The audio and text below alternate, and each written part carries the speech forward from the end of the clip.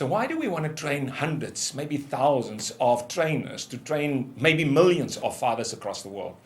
Because the big problem of fatherlessness is a massive problem in this world, to such an extent that we believe that this is the biggest flaw in society.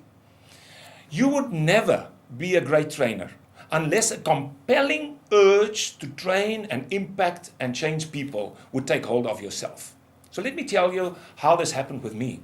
2002, I was called to do leadership training in a refugee camp, Nyarangusu, in Tanzania. It was about leadership, so I had about 4 days of training, and we packed in the schedule quite tightly, so that at the end of the schedule, we had about just 1 hour that we could spend before we had to leave. And I asked myself the question, was I there to train others, or was I there maybe to be taught by God himself? And for that reason, I asked people to call me some of the leaders of the refugee camp to come and just share their stories with me. I never knew that the story of the first person will change my life forever. He was a very respectable person, and as he walked into the room, I could sense that he was a leader. Anywhere, he would be considered to be a leader. As he sat down and started to tell his story, I was dumbstruck, because this was more or less the story that he told me. He was a pastor of a small little village, and he said to me, the leader of the village. There were not many people. But then suddenly one day, totally unexpectedly, the rebel forces moved into this village. Rebel forces with machetes. These are long, sharpened blades and machine guns. And they moved into the village, and they rounded them up, and they made them stand in a long line from the youngest to the oldest person. He was standing on this side of the line, and on that side of the line, there was a 6-year-old boy. And then they took the 6-year-old boy, and they took the machete, and they just literally chopped off his hand, and then his arm, and then what they call short sleeve, and then the other arm, and they chopped it up, and then the legs, one by one, and then they took the body, and they chopped up the body.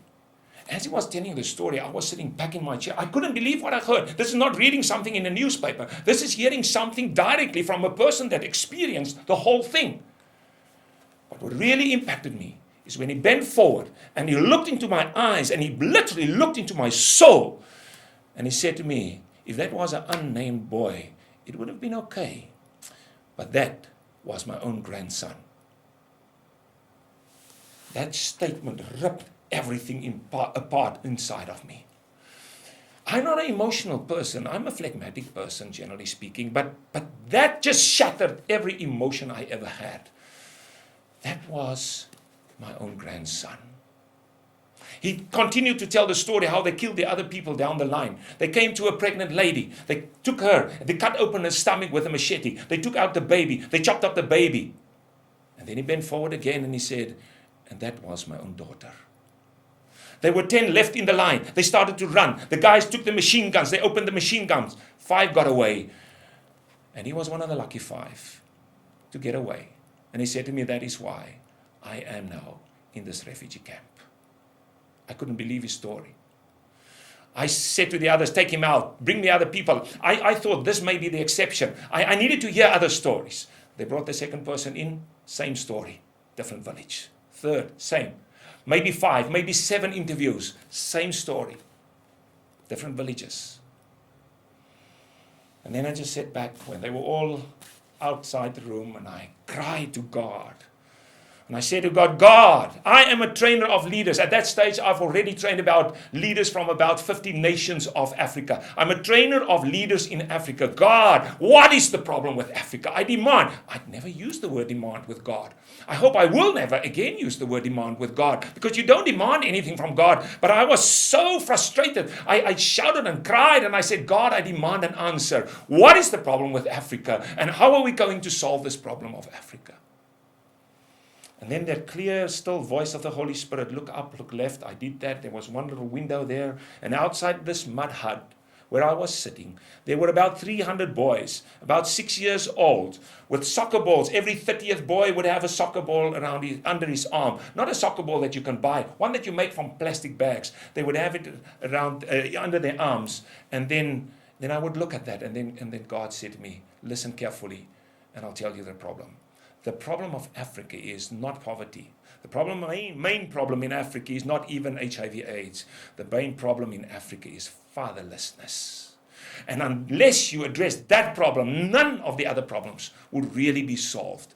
Fatherlessness is the biggest problem in Africa. How are we going to address this, God? And then the clear instruction. You change the youth into the future fathers. And how you do this? You coach their coaches to become fathers for these children here that are fatherless. And therefore, and you do this through soccer. And therefore I had to get involved in soccer. I never knew anything about soccer. So I said to God, why do you pick on me? I know nothing about soccer. I'm a white guy, Africa, black. I'm old. And talk to the young people, Lord. And then he did something that I also will never forget. He grabbed me by my chest, and it was as if he would hit my chest like this. And he said, do you want to change Africa on your agenda or my agenda? I had to surrender. I had to give up. All my plans, all my ideas, all my thinking about a future in Africa and what I would do in Africa. And I had to adopt God's plan and obey his instructions, which I did.